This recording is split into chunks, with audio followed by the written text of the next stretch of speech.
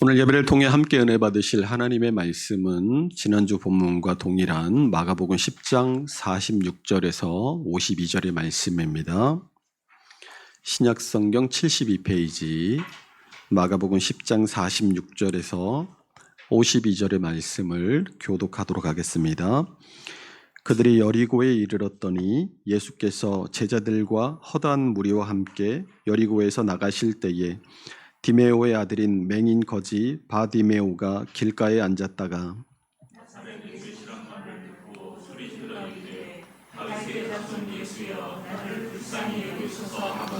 많은 사람이 꾸짖어 잠잠하라 하되 그가 더욱 크게 소리질러 이르되 다윗의 자손이여 나를 불쌍히 여기소서 하는지라.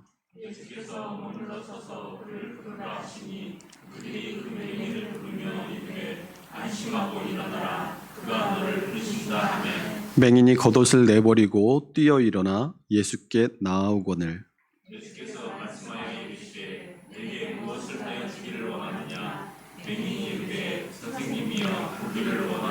함께 있습니다. 예수께서 이르시되 가라 내 믿음이 너를 구원하였느니라 하시니 그가 곧 보게 되어 예수를 길에서 따르니라. 아멘.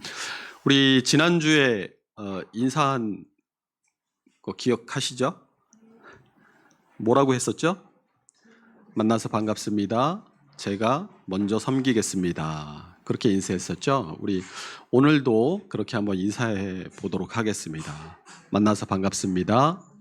제가 먼저 섬기겠습니다. 할렐루야. 아니 뭐 주중에 안 좋은 일 있으셨어요? 표정들이.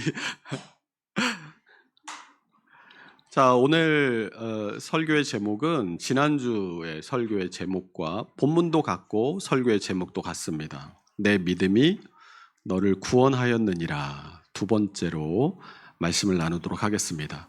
우리 지난주에 설교의 내용이 뭐였는지 기억하십니까?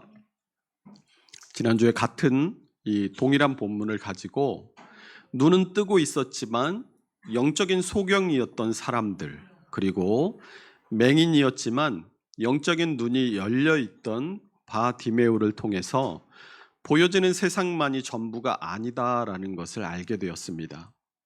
주님은 보여지는 세상과 현상의 근원이 되시는 하나님을 보는 눈인 영안이 열려야 예수님을 바로 알고 따를 수 있음을 바디메오를 통해 깨닫게 하셨습니다. 바디메오가 영적인 눈이 열려 있음은 그가 예수님께 무엇을 구했는가를 통해서도 알 수 있게 됩니다. 본문 51절에 내게 무엇을 하여 주기를 원하느냐라는 예수님의 물음에 바디메오는 선생님이여 보기를 원하나이다 라고 대답합니다. 이 바디메오의 대답에는 두 가지 중요한 의미가 담겨져 있어요. 첫 번째는 그가 인생의 근원적인 문제를 해결받기 원했다는 것입니다. 이 맹인 거지 바디메오가 왜 이 유월절이 가까운 때에 여리고에서 예루살렘으로 나가는 큰 길가에 지금 나와서 앉아 있었겠습니까? 그리로 사람들이 많이 지나다니니까 구걸하기가 수월하잖아요. 그러니까 이 맹인 거지 바디메오의 애초의 목적은 구걸, 돈을 얻는 것이었습니다. 사도행전 3장에도 예루살렘 성전으로 올라가는 미문이라는 문에 구걸하는 안전뱅이가 있었어요.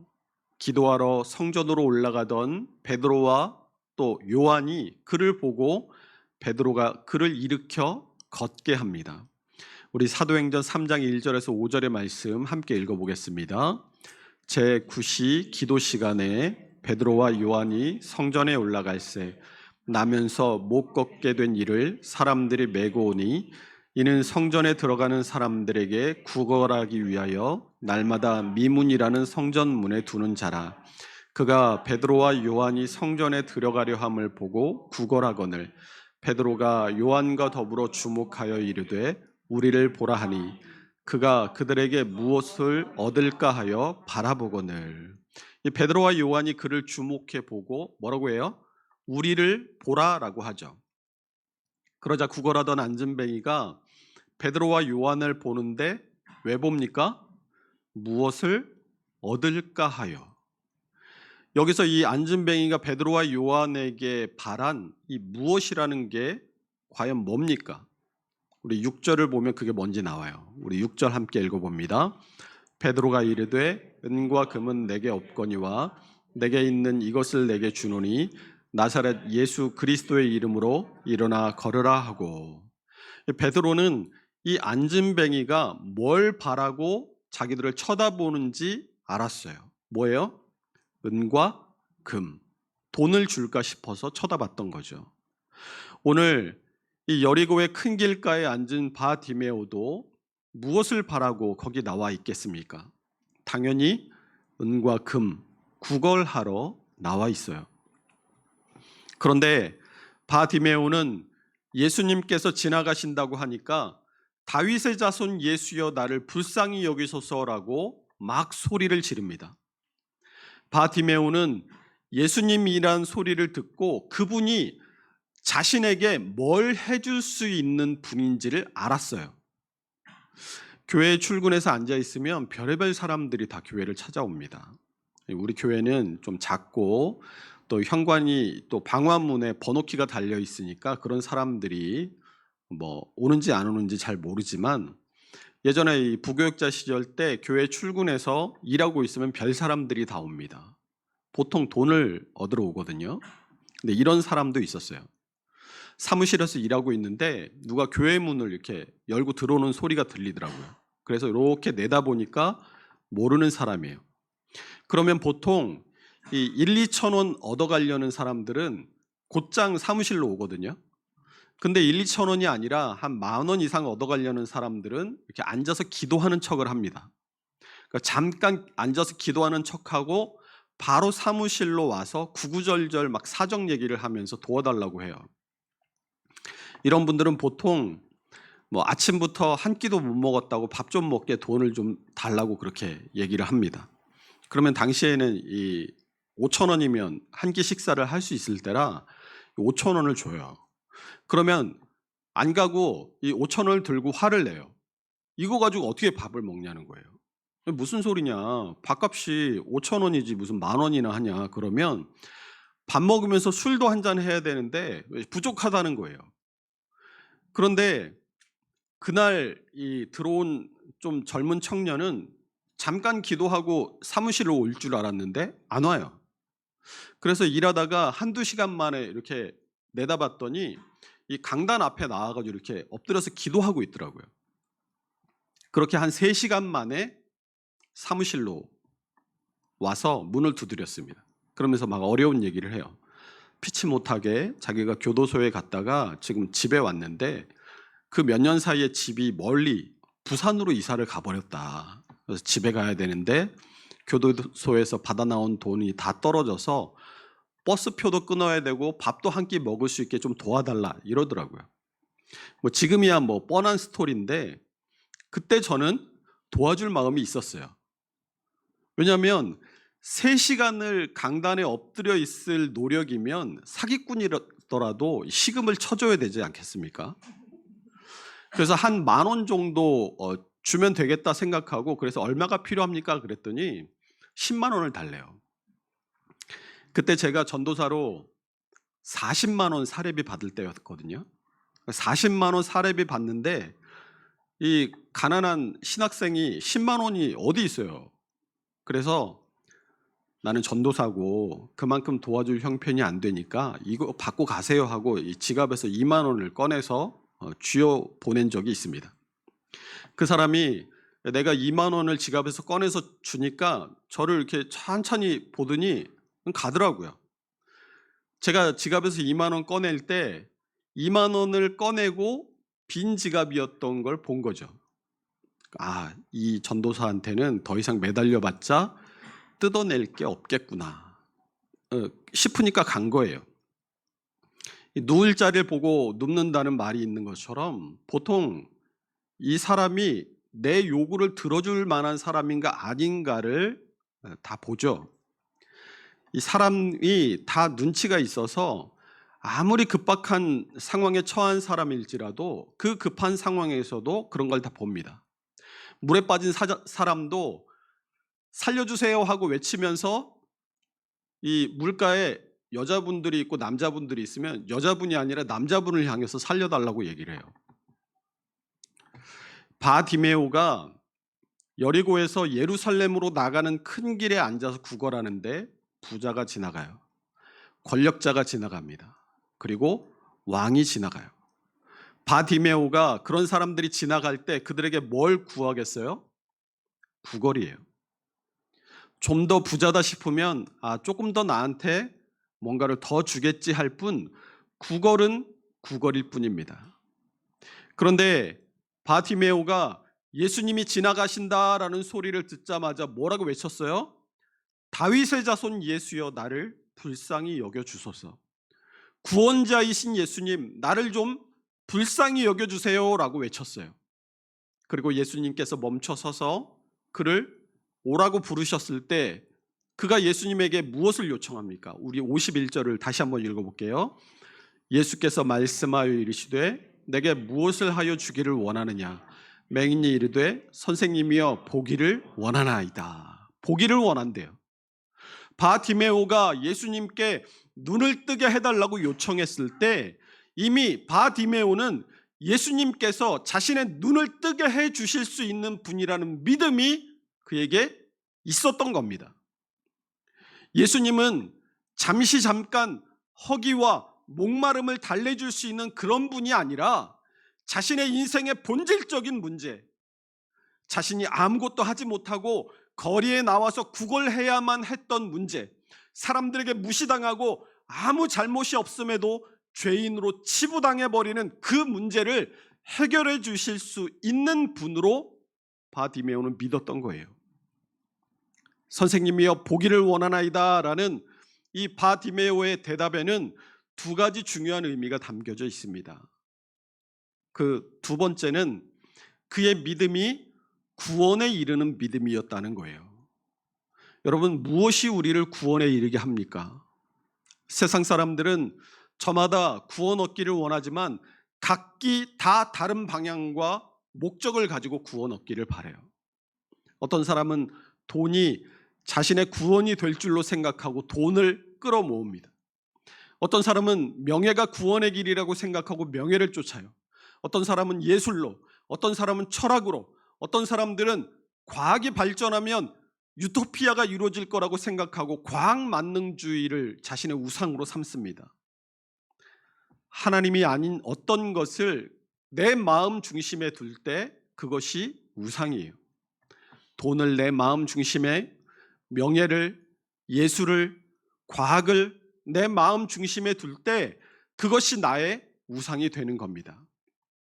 이처럼 저마다 어떻게 하면, 무엇을 붙잡으면 그것이 나에게 구원을 가져다 줄 수 있을까를 찾아 헤매이지만 하나님은 예수 말고는 구원 얻는 다른 길을 우리에게 주신 적이 없습니다.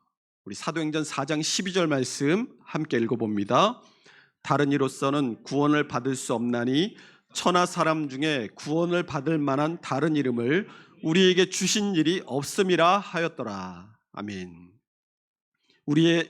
오직 우리를 위해 피 흘리시고 우리를 위해 우리의 죄를 대신 지신 예수 그리스도를 믿는 것만이 구원에 이르는 유일한 길인 줄로 믿으시기 바랍니다. 풀어서 말한다면 바디메오에게는 세 가지, 그가 가진 믿음은 세 가지인데, 첫 번째는 내 힘과 내 노력으로는 구원받을 수 없다는 자기에게 희망이 없다는 믿음. 두 번째는 예수 그리스도만이 나를 구원하실 수 있다는 그 믿음. 그리고 마지막 세 번째는 거기에 내 인생의 전부를 거는 믿음이 바디메오에게 있었던 겁니다. 그래서 예수님께 눈을 고침받은 바디메오는 보게 되자마자 어떻게 했어요? 예수님을 길에서 따릅니다. 우리 52절 함께 읽어봅니다. 예수께서 이르시되 가라 내 믿음이 너를 구원하였느니라 하시니 그가 곧 보게 되어 예수를 길에서 따르니라. 아멘. 이 지난 시간에 이 길에서 따랐다라는 말이 에콜루데이라고 해서 방향의 전환이라고 말씀드리지 않았습니까? 인생의 방향, 인생의 목적, 인생의 의미가 달라진 것을 말한다라고 말씀을 드렸어요. 그런데 이 에콜루데이가 오늘 본문에서 미완료형으로 쓰여졌어요. 이 시제 가운데 미완료형이라는 것은 이 과거에 시작된 어떤 행동이 지금 현재에도 아직 끝나고 있지 않을 때 미완료형을 사용합니다. 그러니까 바디메오가 예수님을 인격적으로 만나면서 시작된 그의 방향 전환이 일시적이지 않다라는 거예요. 단순한 호기심이나 순간적인 감정에 섣불리 결정했다가 아이고 이거 아닌가 보다 하고 후회하고 돌아갔다는 것이 아니에요. 본문에서 에콜루데이가 미완료형으로 쓰였다라는 것은 바디메오가 예수님을 인격적으로 만나면서 그의 삶의 방향이 달라졌고 그가 결정한 그 삶의 방향은 지금도 계속해서 유효하다라는 것입니다. 인생 가운데 어떤 큰 계기를 통해 삶의 변화를 결심했던 적이 분명히 있으실 겁니다. 보통 여러분 중고등학교 시절에 수련회 가면 그런 결심들을 하시죠?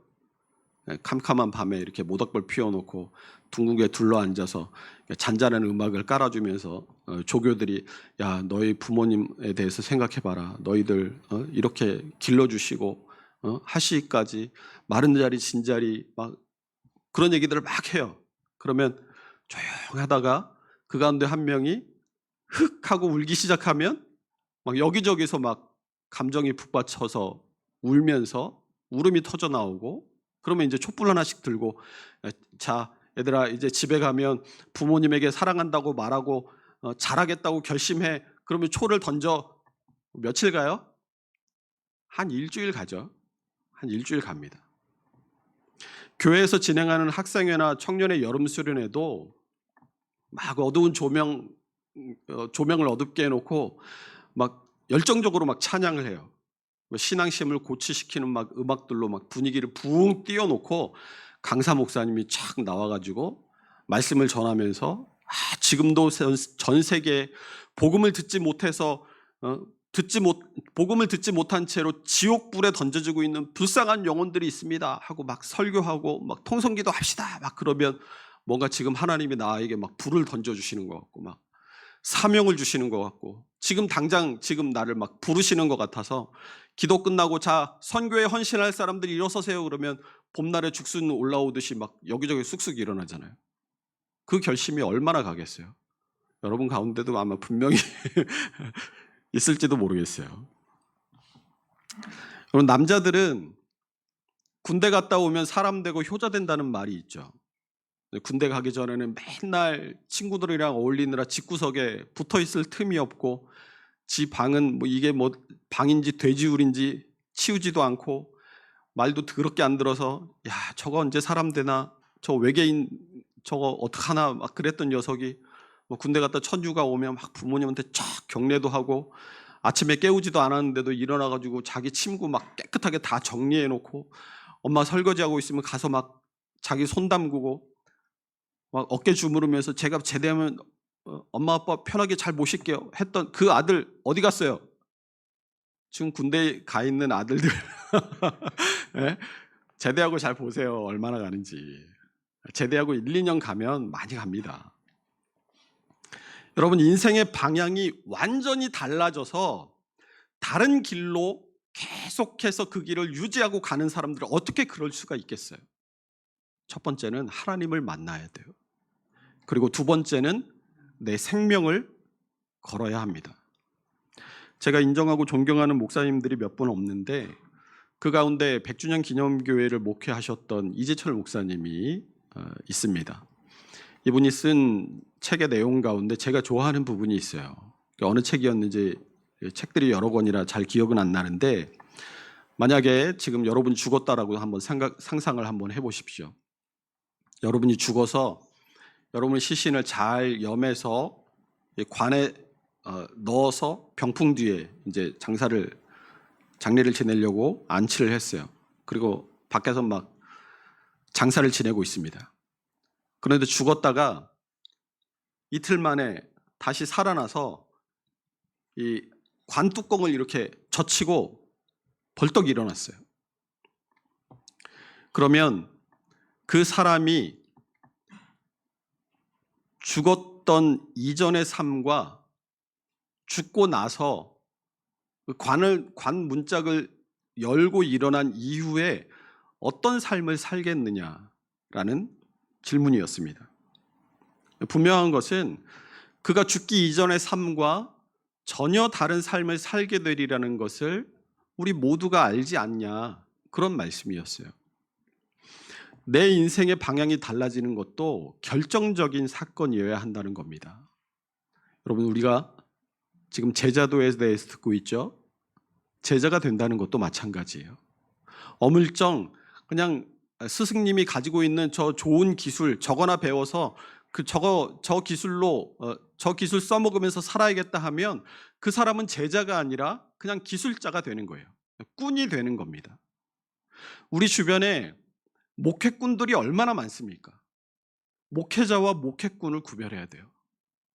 또 우리 주변에 신앙을 팔아서 자기 이득을 취하는 신앙꾼들은 또 얼마나 많아요. 신앙인과 신앙꾼은 다릅니다. 왜 그래요?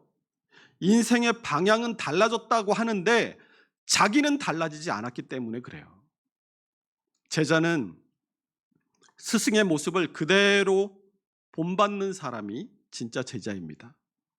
바디메오가 예수를 길에서 따른 후로, 에콜루데이 한 이후로 그대로 변하지 않고 주님의 뒤를 따라갔잖아요.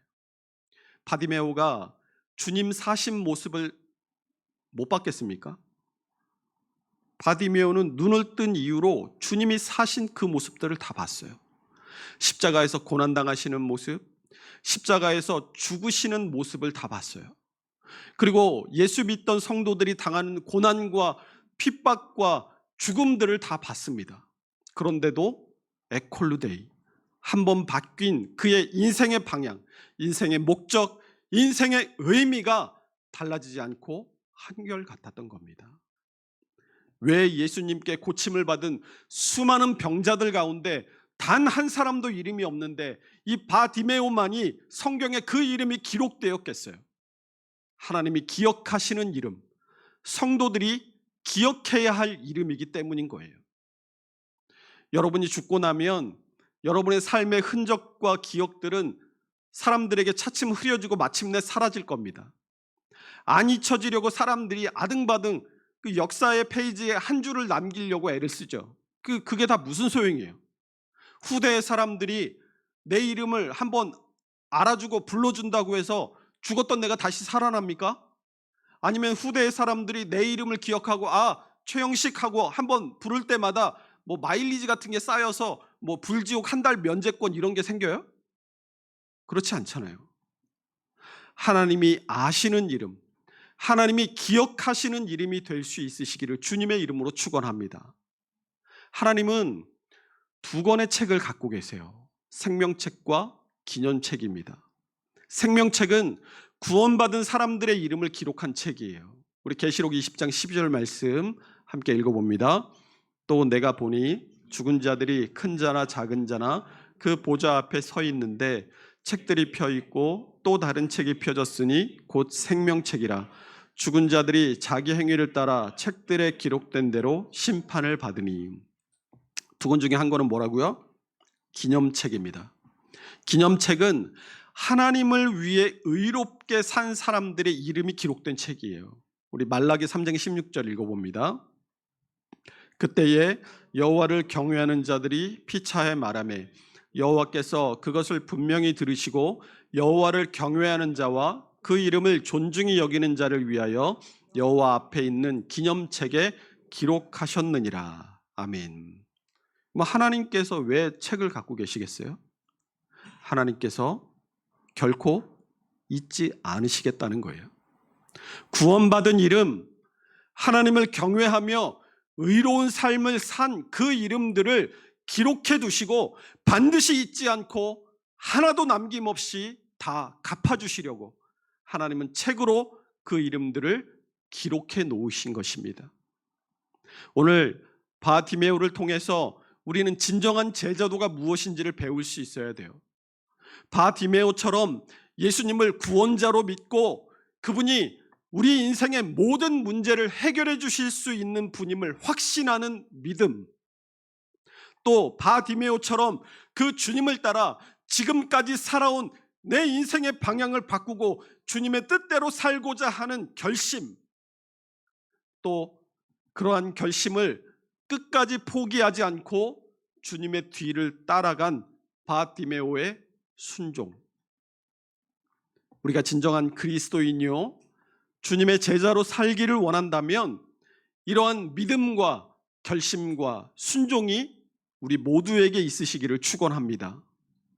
우리가 진정한 제자도를 쫓아 이 땅을 살아갈 때 하나님께서 우리의 이름을 기억하시고 그분의 생명책과 기념책에 우리의 이름을 써 내려가실 줄로 믿고 주님을 따르는 인생의 방향에 흔들림이 없는 우리 모두가 될 수 있으시기를 주님의 이름으로 축원합니다. 기도하겠습니다.